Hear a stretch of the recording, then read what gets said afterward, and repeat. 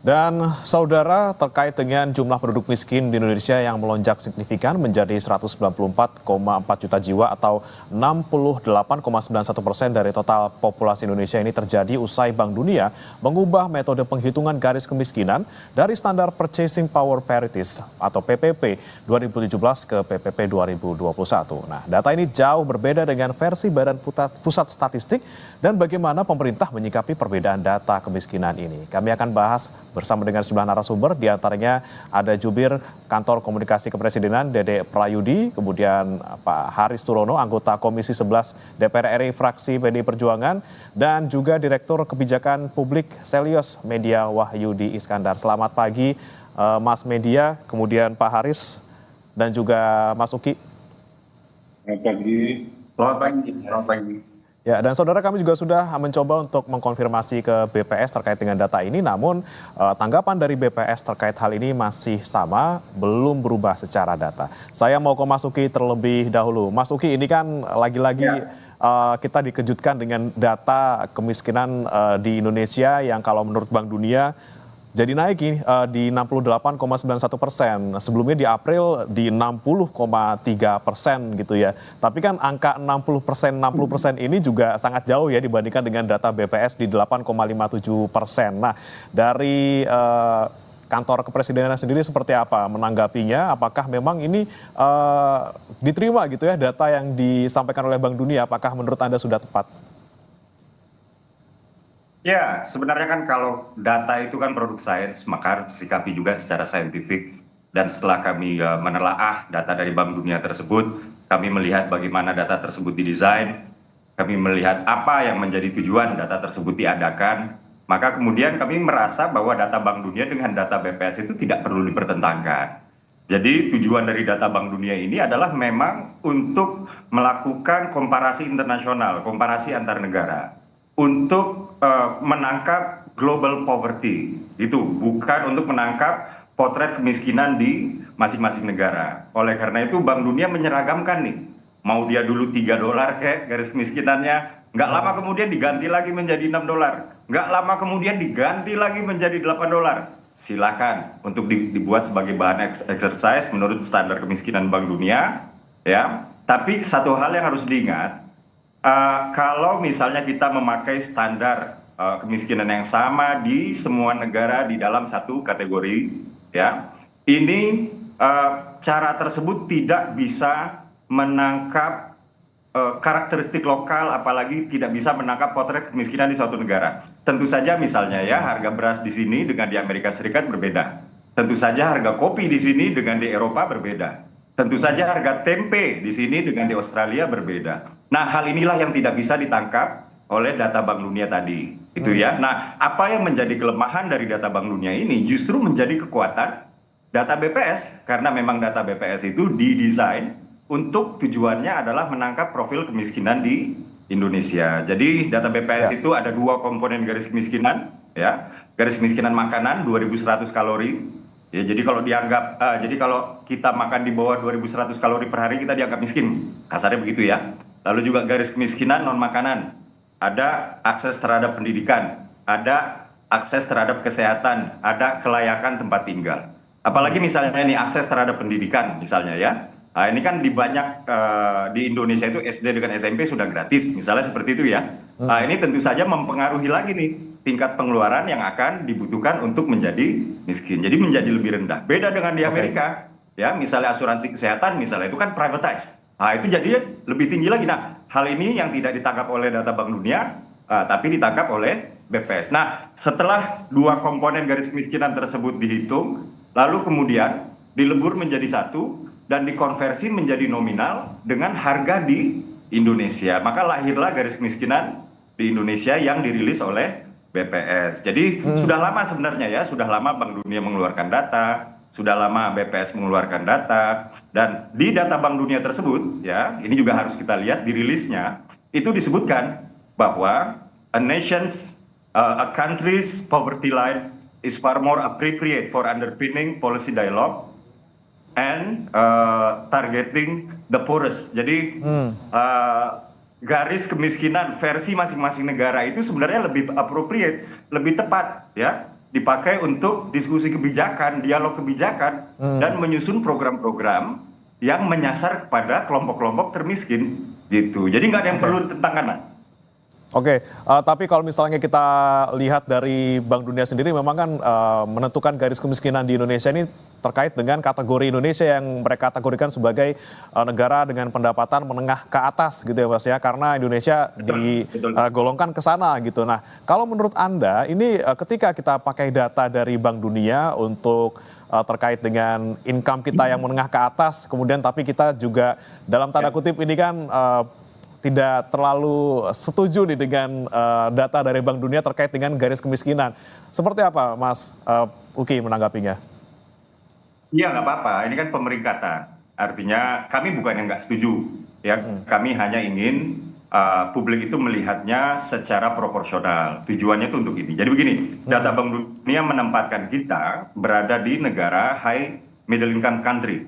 Dan kita itu baru masuk ke kelompok tersebut, ya. Dulu sempat masuk tahun 2020, lalu keluar lagi karena COVID, ya. Jadi kita GDP turun dan sekarang masuk lagi. Dan kita sekarang berada di kelompok, kita berada di GDP levelnya itu 4.000. Nah, bersama kita di atas itu ada Tiongkok.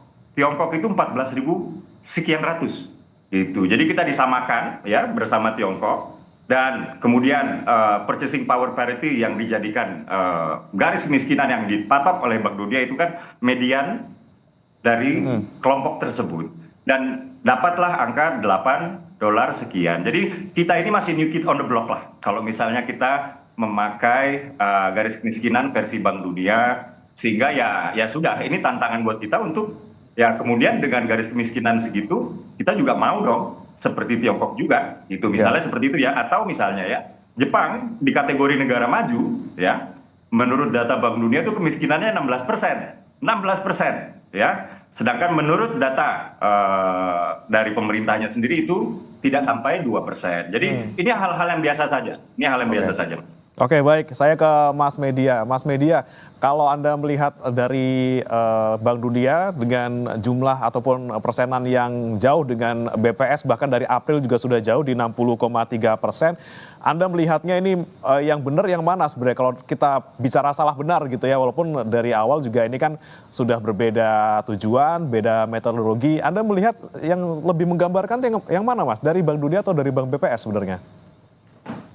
Ya, Bank Dunia saya kira lebih tahu diri, mereka paham metodologi, profesor hebat ada di sana, dan mereka sadar bahkan indikator Bank Dunia pun juga sudah tidak mencerminkan lagi kemiskinan di global termasuk Indonesia. Sehingga mereka menaikkan standar PPP-nya dari 2,15 US dollar kepada 3 US dollar. Jadi mereka pun paham bahwa data mereka harus ditingkatkan. Dan saya kira juga saya harus merespon juga bahwa tidak benar bahwa Bank Dunia untuk global saja. Bank Dunia merilis itu juga untuk melihat masing-masing negara progresnya gimana. Sehingga itu kemudian bisa menjadi evaluasi bagi negara yang penduduk miskinnya masih banyak, termasuk Indonesia, menurut data Bank Dunia, agar diperbaiki. Jadi saya kira begini Mas, jadi tidak perlu defensif menyalahkan Bank Dunia atau mempertentangkan bahwa Bank Dunia itu tidak lebih baik daripada data nasional. Karena data Bank Dunia itu digunakan lebih dari 150 negara. Dan kemarin Prof. Arif Ansori Yusuf, Ketua Dewan Ekonomi Nasional di bidang ekonomi, itu mengatakan dengan jelas bahwa data BPS kita sudah usang dan kemudian harus diperbaiki. Jadi pemerintah sebetulnya sudah merespon lewat Prof. Ansori Yusuf untuk memperbaiki data BPS. Jadi saya kira Mas Uki perlu berdebat dulu nih dengan perwakilan pemerintah, Profesor Arif Ansori Yusuf, ahli kemiskinan. Dan beliau meyakini bahwa memang ini harus diperbaiki data BPS kita. Kenapa? Karena data BPS menggunakan estimasi dengan data tahun 1976. Itu sudah hampir 50 tahun yang lalu. Dan sejak saat itu metodologi kita relatif tidak berubah. Ada dua aspek yang perlu diperbaiki, garis kemiskinan kita juga perlu diperbaiki, dan satu lagi penentuan standar kemiskinan. Mungkin saya nggak bisa jelaskan satu persatu detailnya, saya bikin surat terbuka kepada BPS, bisa dibaca di publikasi Selios, tetapi ada banyak hal yang keliru dan tidak lagi relevan bagaimana BPS menghitung kemiskinan hari ini. Saya kasih contoh, misalkan satu contoh saja, bahwa BPS mengukur berdasarkan pengeluaran, dan itu hutang tidak masuk dalam pengeluaran. Jadi bisa jadi pengeluaran masyarakat tinggi, tapi pengeluarannya dibayar dengan hutang karena Oke. masyarakat terjebak kesulitan ekonomi, harus pinjol dan lain-lain. Dan mereka dianggap tidak miskin begitu. Itu hanya salah satu dari sekian banyak kekurangan metodologi data BPS. Dan kemarin perwakilan DEN ya sudah merespon itu dan akan memperbaiki data BPS. Jadi saya sangat mengapresiasi itu. Jadi kita tidak perlu defensif saya kira, karena negara yang defensif terhadap data kemiskinan yang mereka miliki itu cenderung manipulatif. Dan satu lagi juga saya ingin sampaikan juga bahwa data kemiskinan, politisasi data kemiskinan ini bukan salahnya pemerintah hari ini juga. Ini dosa antar generasi. Kita tahu beberapa tahun terakhir, bahkan sebelum Pak Prabowo, pemerintah, presiden menggoreng data kemiskinan, dianggap kemiskinan itu turun, kemudian itu dijadikan basis dasar kebijakan. Jadi ini yang saya kira perlu lebih open mind saja. Jadi nggak perlu defensif pemerintah, karena kalau kita balik lagi ke teori kemiskinan, bagaimana metodologi kemiskinan, saya kutip saja Hmm. Pak Sumitro Joyo Hadikusumo, ayah dari Pak Prabowo, itu mendefinisikan kemiskinan itu dalam bentuk yang lebih kompleks, bukan dengan indikator tunggal. Jadi berbeda dengan pemaknaan kemiskinan BPS hari ini yang bersifat statis dan bergantung pada indikator tunggal atau pengeluaran begitu ya. Dan Oke. ini saya kira yang harus dicermati hari ini, dan mungkin Mas Uki perlu ngobrol lagi dengan Prof. Ansori Yusuf, karena terus terang kemarin saya sudah happy sekali karena pemerintah ingin merevisi data BPS, metodologi kemiskinannya. Sekarang PR-nya bagaimana metodologi pengukuran kemiskinan yang baru itu bisa mencerminkan keadaan hari ini. Karena kalau kita Hmm. lihat ya, data BPS hari ini hanya 8,5% penduduk miskin atau 24 juta. Ya. Dan ini juga bertentangan dengan data pemerintah lainnya. Jadi ada data PBI, penerima bantuan iuran BPJS Ketenagakerjaan, BPJS Kesehatan, itu jumlahnya 96 juta, dan Hmm. 96 juta itu adalah penduduk miskin begitu ya, dan itu jauh berkali-kali lipat dibandingkan data kemiskinan BPS begitu Mas. Oke, oke. Saya ke Pak Haris. Pak Haris, Anda melihat ini perbedaan data yang sangat signifikan dari BPS dan juga Bank Dunia. Kemudian tadi juga ada apa ya istilahnya perlu revisi mekanisme ataupun metodologi yang digunakan BPS untuk menangkap fenomena kemiskinan di Indonesia. Apa yang dari DPR bisa cermati? Ya, kalau kita lihat memang standar yang dipakai oleh BPS sangat rendah, 595.000 per kapita per bulan. Ini angka yang sangat rendah ya menurut saya. Sehingga saya sepakat ya dengan Pak Media bahwa ini harus ditinjau ulang. Menghitung standar kemiskinannya ini harus ditinjau ulang. Tidak bisa hanya dilihat dari bahwa seseorang memenuhi kebutuhan 2.100 kalori per hari. Ya. Tapi mengenai data dari Bank Dunia ini juga menarik nih. Kenapa sih angkanya jadi tinggi sekali?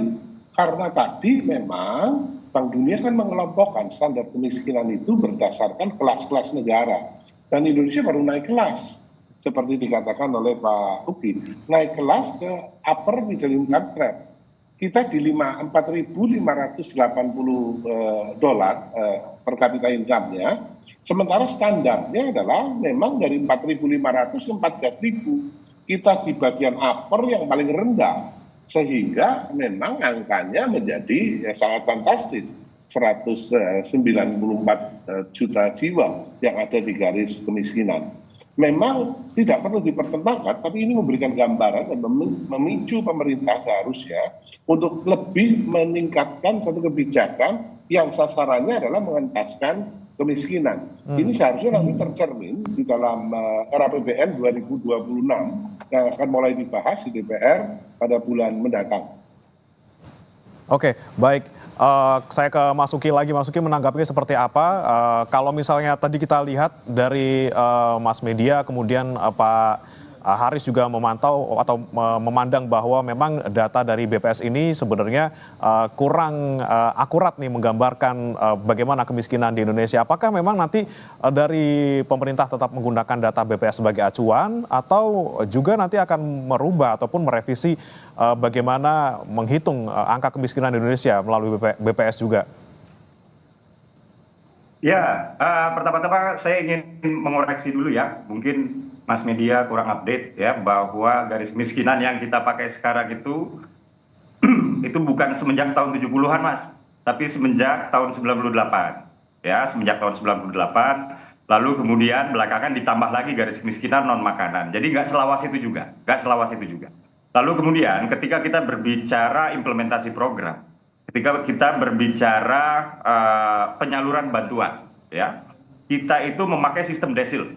Kita memakai sistem desil, artinya desil 1 itu sekian persen terbawah, desil 2 sekian persen di atasnya, desil 3 sekian persen di atasnya, sampai dengan desil 9. Jadi nggak bisa kita mengatakan bahwa oh ini 90 sekian juta penerima bantuan iuran untuk BPJS, maka mereka disebut miskin sesuai dengan standar BPS. Jadi standar BPS ini memang tujuannya adalah untuk mengukur juga ya, untuk mengukur misalnya sekarang kemiskinan sekian, lalu ada intervensi pemerintah, lalu kemudian setelah itu kita mendapatkan angka berapa. Nah, masuk kepada usulan-usulan untuk revisi ya, usulan-usulan untuk revisi. Tapi begini, sah-sah saja ya ketika Prof. Arief ya mengatakan bahwa kebutuhan makanan dan non makanan itu mestinya ditambah lagi komponen-komponennya, kurang lebih seperti itu ya. Tapi kan itu pun juga bukan menyeragamkan dengan angka-angka yang ada atau yang diotak-atik oleh World Bank lah, kurang lebih seperti itu. Dan pemerintah di sini tidak defensif, bahkan pemerintah sendiri mengatakan bahwa data-data dari Bank Dunia ini memang sudah beda tujuan, jadi tidak perlu dipertentangkan. Kalau kita terbiasa ya menghadapi data, tentu saja kita sama-sama tahu data dengan tujuan yang berbeda, maka desainnya berbeda ya. Kita bandingkan dengan sebelahnya yang juga sama-sama berbeda, tentu nggak bisa dipertentangkan. Demikian Mas. Oke, nah ini yang menjadi pertanyaan, data ini kemudian sebenarnya ditujukan untuk siapa dan untuk apa? Saya ke Mas Media. Kalau Anda melihat dari World Bank sendiri kemudian mengeluarkan data garis kemiskinan dan juga persenan negara ini dikatakan miskin seperti apa, itu untuk apa tujuannya dan untuk siapa? Kemudian untuk BPS sendiri, ini juga sebenarnya tujuannya apa dan untuk siapa? Kalau kita lihat pemerintah misalnya mengacu pada data BPS untuk Bansos, ini apakah juga kita melihat kalau misalnya angkanya semakin kecil kemiskinan, otomatis juga bansos yang dikeluarkan juga tidak banyak gitu, Mas Media? Iya, sebenarnya agar lebih relevan argumen saya ngajar statistik dan S3 saya tentang kemiskinan, dan dari apa yang saya lewati berdiskusi selama ini bahkan termasuk dengan World Bank, itu sesederhana bahwa data yang baik itu adalah data yang apple to apple, comparable, bisa dibandingkan antara satu negara dengan negara yang lain. Itu kenapa banyak negara di dunia itu merujuk kepada data World Bank agar mereka tahu apakah progres kemiskinan di negara mereka itu lebih baik atau tidak lebih baik dibandingkan negara lain. Apakah boleh ada garis kemiskinan di level nasional? Tentu saja boleh. Dan saya juga sebetulnya juga dalam posisi itu bisa saling melengkapi satu sama lain. Tetapi yang tidak boleh adalah kemudian menutup mata dengan data World Bank, kemudian tetap defensif untuk mengatakan bahwa data BPS atau data garis kemiskinan nasional kita adalah yang lebih valid. Jadi negara lain itu sudah mulai terbuka soal cara mereka mendefinisikan kemiskinan. Jadi Uni Eropa misalkan tidak lagi bergantung pada indikator pengeluaran seperti yang digunakan BPS. Malaysia misalkan tahun 2019 itu menaikkan standar garis kemiskinan. Tujuannya apa? Agar mereka tahu berapa orang sebetulnya penduduk miskin di Indonesia. Nah, ini kan Indonesia tidak begitu ya. Dalam konteks kemiskinan, kita tahu hari ini hanya 24 juta orang miskin sesuai data BPS. Apa implikasinya? Implikasinya dana perlindungan sosial untuk masyarakat miskin akan tetap kecil. Dan perlinsos kita, persentase perlinsos kita terhadap GDP di Asia itu adalah salah satu yang terendah. Faktornya kenapa? Karena kita menganggap orang miskin kita terlalu sedikit. Padahal ada banyak sekali, kalau merujuk BPJS Kesehatan ya, 96 juta orang harus dibantu. Karena mereka termasuk kalau kategori miskin rentan.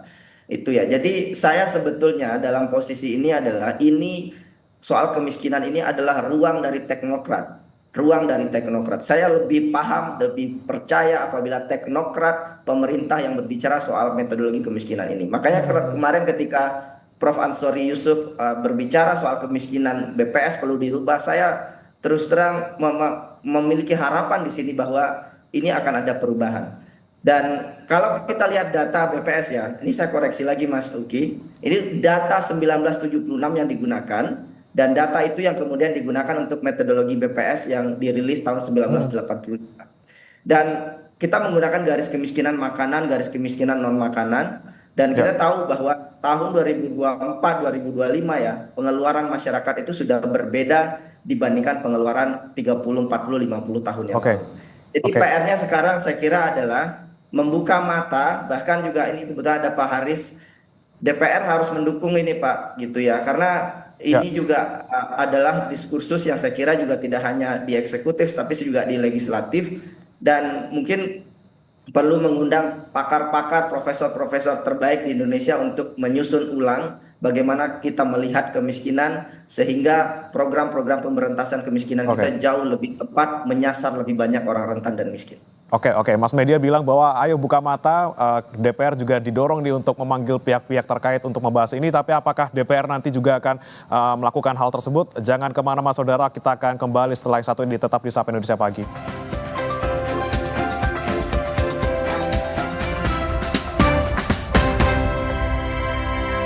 Dan masih bergabung bersama kami 3 narasumber. Saya ke Pak Haris terlebih dahulu. Pak Haris, apakah dari DPR ini sudah punya rencana untuk memanggil pihak-pihak terkait, misalnya salah satunya BPS, untuk membahas terkait dengan perbedaan data ini dan sekiranya ke depannya apakah bisa diperbaiki metodologinya dan juga bisa menangkap sebenar-benarnya fenomena kemiskinan di negara kita?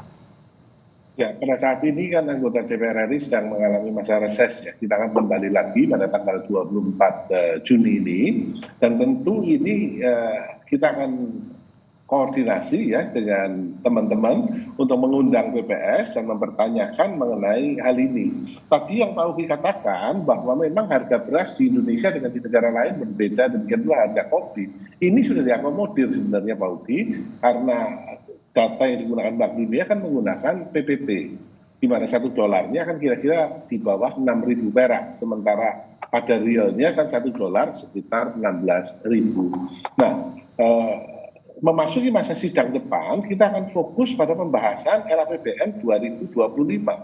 Nah, di dalam pembahasan ini tentu saya ada pada Komisi 11, kita akan dukung ya, APBN-nya adalah APBN yang memang mendukung untuk pengentasan kemiskinan, sehingga dukungan kepada sektor-sektor UKM dan kalangan masyarakat bawah tanpa mengabaikan investasi dan lain-lain, ini menjadi hal yang sangat penting. Demikian pula kita akan dorong ya Bank Indonesia sebagai pengendali kebijakan moneter agar Bank Indonesia juga mendukung, karena kalau hanya APBN-nya saja tanpa ada dukungan dari kebijakan moneter yang pro growth, maka pertumbuhan 5,2 sampai 5,8% yang dicanangkan oleh pemerintah, yang indikasinya sudah dibicarakan, maka tidak akan tercapai.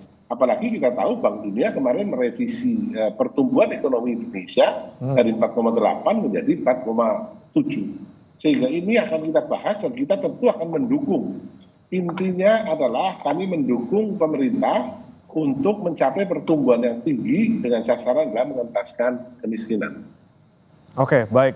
Saya kembali ke Mas Uki lagi. Ini kalau kita misalnya, let's say nanti metodologinya diubah, kemudian kita mendapatkan data yang sebenarnya dari BPS, kemungkinan bisa jadi akan bertambah gitu ya, di atas 8,57%. Ketika nanti misalnya memang ternyata angka kemiskinan kita lebih jauh daripada 8,57%, bagaimana kesiapan dari pemerintah misalnya untuk kemudian memberikan bantuan sosial? Apakah kita punya cukup berangkas gitu ya untuk bisa mengcover semuanya? Sementara sekarang kita juga untuk penyaluran terhadap 16,5 juta penerima manfaat ini juga masih terkendala validasi datanya nih Mas Uki. Seperti apa? Ya, jadi saya jawab satu-satu ya. Pertama terkait dengan validasi data. Sebenarnya sudah diluncurkan ya sebuah data baru yang kami sebut data tunggal sosial ekonomi nasional. Jadi kalau dulu itu setiap kementerian punya datanya masing-masing, BPS juga punya datanya sendiri. Dan biasanya kementerian memakai datanya masing-masing, tapi kemudian di lapangan kondisinya berbeda. Jadi kalau dulu ya data penyaluran misalnya ya, itu diambil datanya oleh tokoh lokal, tokoh setempat. Nah, ini bisa menimbulkan bias kekerabatan sosial. Misalnya saya yang mengumpulkan data, lalu kemudian katakanlah mertua saya nelpon gitu ya, ibu juga mau, lalu kemudian si ibu dapat, kemudian kawan-kawannya tahu juga nitip ke saya, dan ini kerap terjadi dulu ya. Jadi kalau dulu itu sering kita lihat orang punya motor 3, dia dapat kartu Indonesia Sehat. Orang punya mobil, anaknya dapat program Indonesia Pintar dan lain-lain. Nah, sekarang diambil oleh profesional data tersebut, yaitu oleh BPS, dan kemudian BPS memvalidasinya, lalu kemudian memverifikasinya, turun lagi ke lapangan, bahkan sampai dengan di foto. Kurang lebih seperti itu ya. Dan penyaluran bansos ini berjalan di bulan Juni dan Juli. Nah, itu soal data. Nah, soal anggaran sendiri, sebenarnya anggaran Perlinsos kita itu sudah cukup besar, yaitu sudah tembus di atas 500 triliun rupiah. Dan ini mengalami kenaikan dari anggaran 2024 atau tahun sebelumnya sebesar kurang lebih 7 triliun lah, kurang lebih 7 triliun. Nah, ini tapi kita nggak bisa melihat Perlinsos itu adalah bansos ya.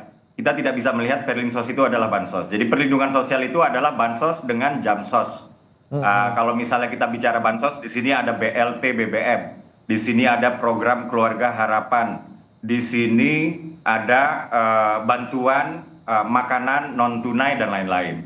Sementara jamsos ini itu tadi JKN dan juga BPJS tenaga kerja. Dan dapat dikatakan ya misalnya JKN kita itu sekarang sudah menjadi, katakanlah sudah cukup mapan ya. Jadi BPJS Kesehatan kita sudah cukup mapan, sudah tidak defisit lagi dan lain-lain. Dan kita akan melanjutkan ini terus ya. Jadi kita juga melihat sendiri Mas, apabila kemudian jumlah orang miskin turun, anggaran Perlinsos itu belum tentu turun.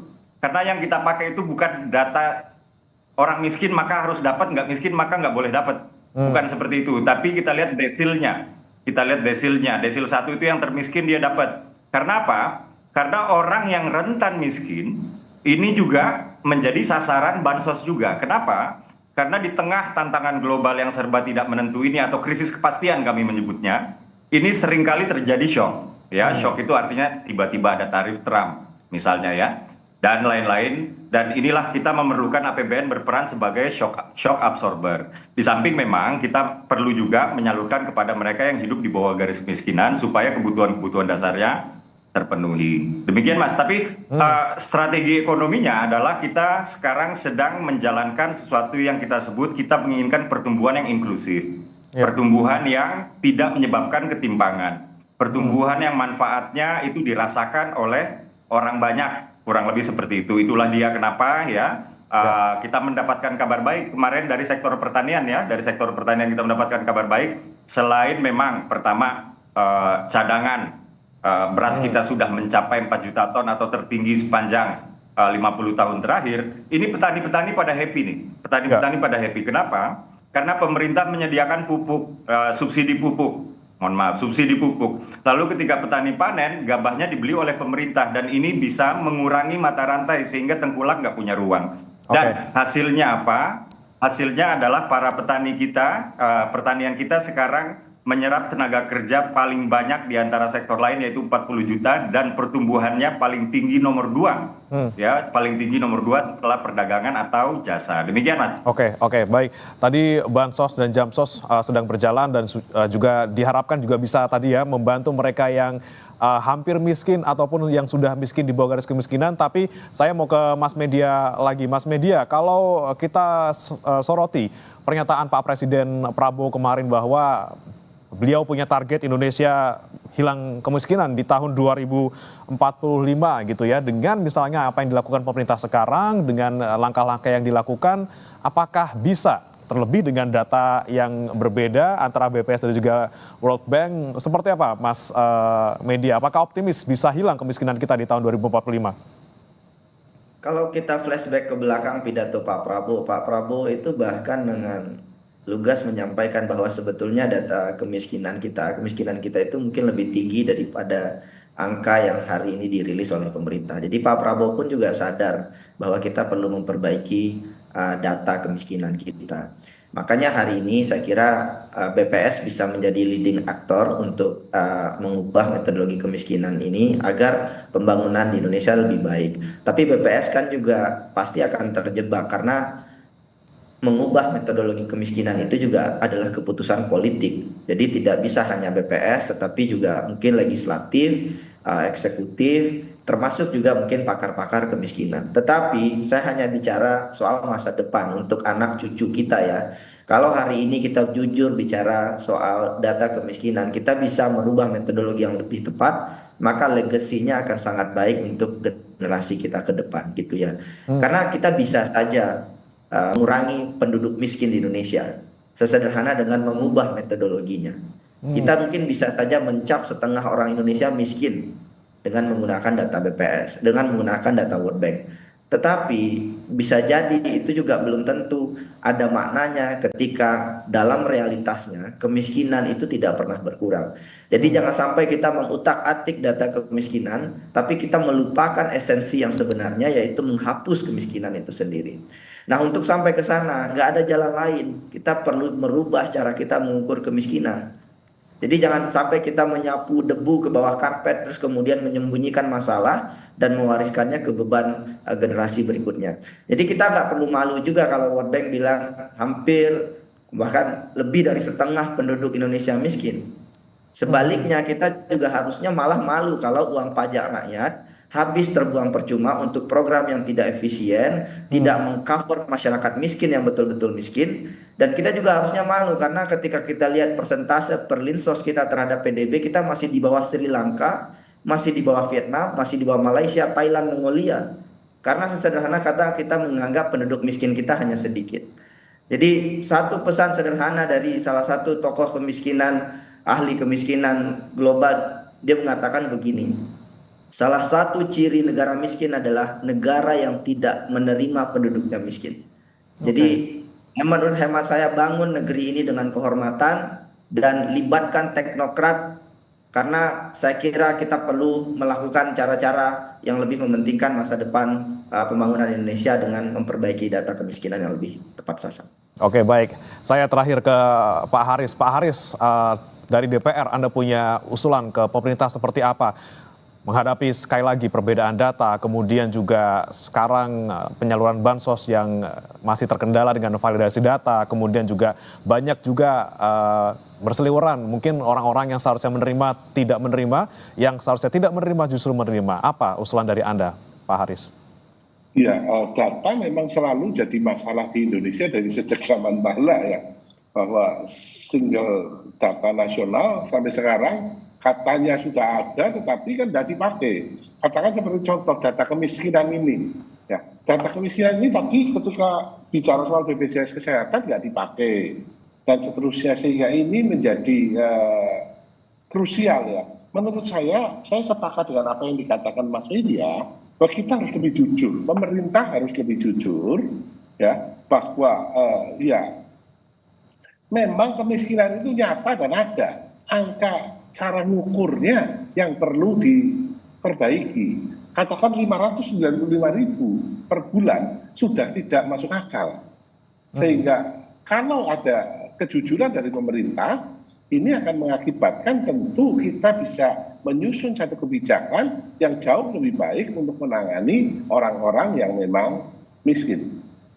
Oke, intinya kalau bisa disederhanakan jangan denial gitu ya, tangkap fakta yang ada. Ketika kita bisa nangkap fakta yang ada dengan metodologi yang benar, tentunya kebijakan yang diambil pemerintah bisa lebih tepat sasaran dan juga bisa mengentaskan kemiskinan.